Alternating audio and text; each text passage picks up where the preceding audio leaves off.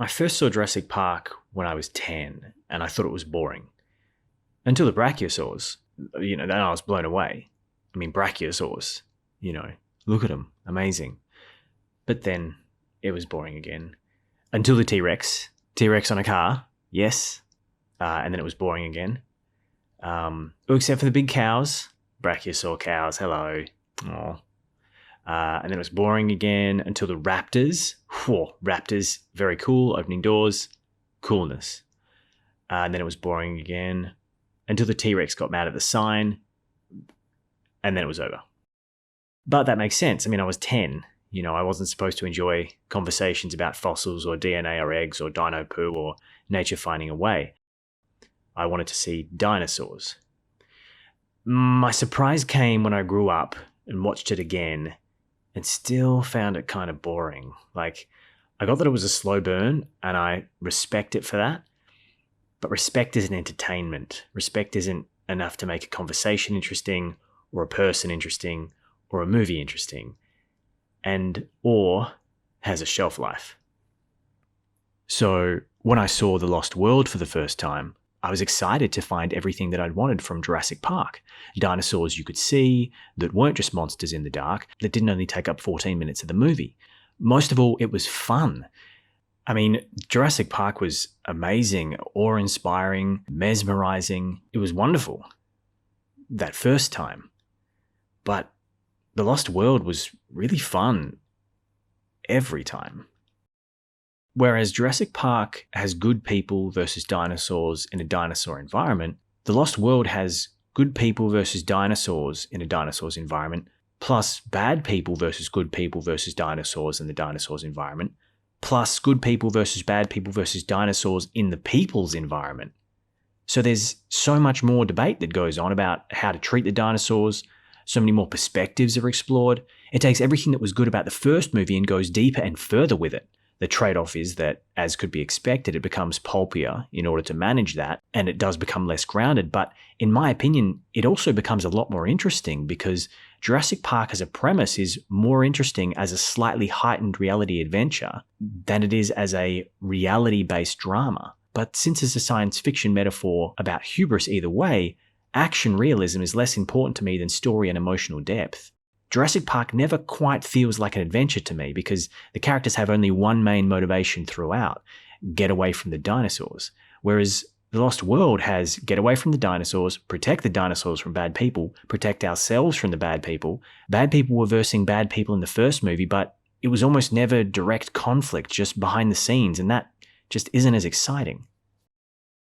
To me, Jurassic Park is like a conversation with your granddad.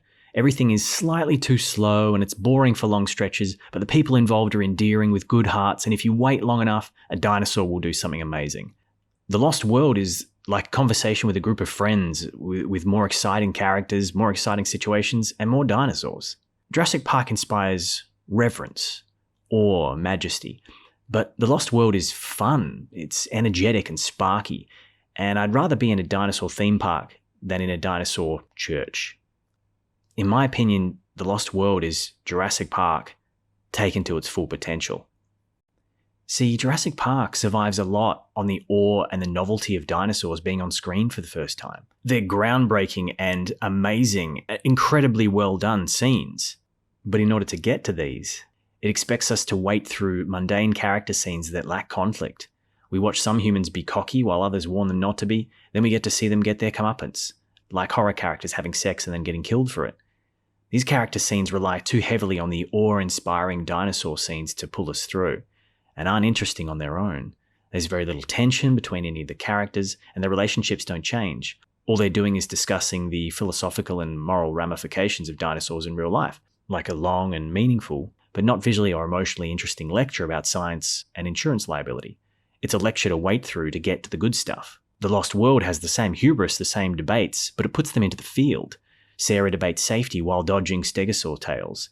Postlethwaite fails to pronounce dino names as he's trying to imprison them for money. These aren't just philosophical debates, these are ideas played out for us to feel and see and engage with, like a movie. Jurassic Park focuses on awe and academic debate, but doesn't get to have any fun until the last half of the movie. The Lost World doesn't have that luxury, it's gifted burdened with being a sequel. So it has to get straight to the entertainment. It has to show us there's more to dinosaurs than just being amazing or menacing. It deepens the exploration of hubris and humans versus nature. It's pulpy and zippy and fun, like a roller coaster ride, whereas Jurassic Park is a museum. And both are great, but I don't want to go to museums every day. And being a sequel, The Lost World comes with the premise built in. The only boring pipelaying part of the story is about 10 minutes long. Then the rest gets to be fun and interesting. And since it lacks the novelty of the original's concepts, it has to lean into something the first movie doesn't: interesting characters. Unlike Jack Sparrow, for example, Dr. Malcolm is a side character who is capable of being a central protagonist because his ability to resist change isn't what makes him a good character. The introduction of an estranged daughter and an ex-wife feels totally organic to him, like something he was hiding in the first film, and it gives him a character element that disrupts his status quo, caring about someone else. This is an arc similar to Dr. Grant's in the first film, but it plays out in a much more interesting way. Instead of being a scientist learning to care for kids he doesn't have any history with, Dr. Malcolm has to learn how to care for a daughter he owes a childhood to. The kid's connection to Dr. Grant doesn't mean much beyond Jurassic Park because they're not his kids and never will be. It's not like he adopted them because of how close they got in the movie. Dr. Grant's growth doesn't have any stakes beyond himself and his potential hypothetical future family. Whereas Dr. Malcolm's stakes are both his failed history with his daughter and a failed potential future. For a potential relationship with his daughter and with his estranged wife, a potential actual family. The Lost World is the pivot point of him becoming a good father or not. And learning to be a good father to the kid you failed in order to build a new family is far more powerful than learning to be a guy who might want to have kids one day. Dr. Malcolm also represents an alternative to the action hero, as does his daughter and ex-wife. Both women are far more assertive and proactive than Dr. Malcolm, whereas he tends to fill the worrying mother-hen role most of the time. They teach him to take more risks, worry less, and trust in their strength as well as his own. He has to grow from being the fun, cocky facade of a hero that he was in the first film into a real hero who actually has something to lose. What's more is that these women are powerful characters, without the movie needing to make them infallible or emotionless. And in Lost World, there's also more dinosaurs. Whilst Jurassic Park had Scary Head, Skyneck, Fangfingers, Panickers, Sneezo, and the Pillow Horns, The Lost World had Nibblers, Stompers, Sprinters, Chargers, Combine Harvesters, and a pair of Scary Heads with Shriek Baby.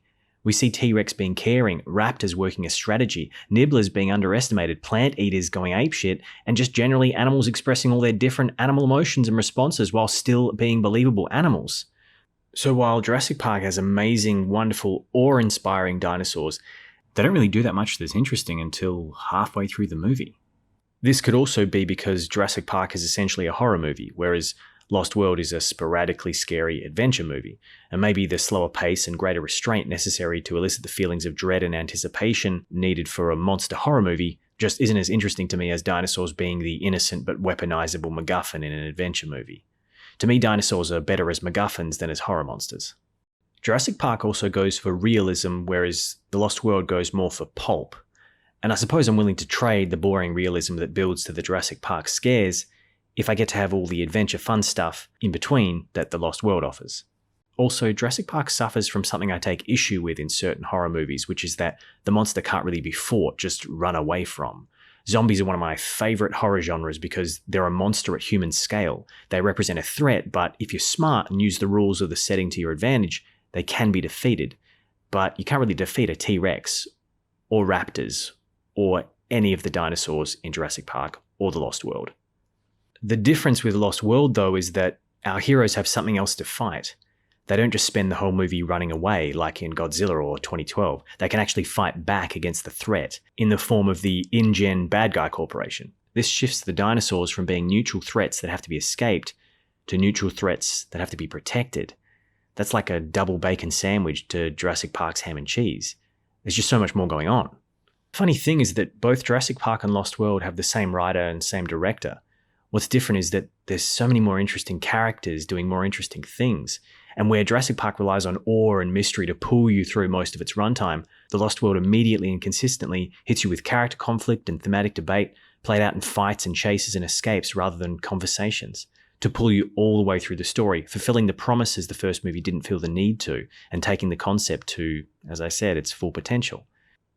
So while it can't be denied that Jurassic Park laid the groundwork for the concept, and the awe and imagination it inspired, not to mention the special effects that haven't been matched by arguably any of its sequels, makes it one of the greatest classics of cinema, Lost World remains, for me, a hell of a lot more interesting, a hell of a lot more fun, and a hell of a lot more watchable, because all runs out faster than adventure and thrills. So while Jurassic Park will always be impressive, it gets more boring with time.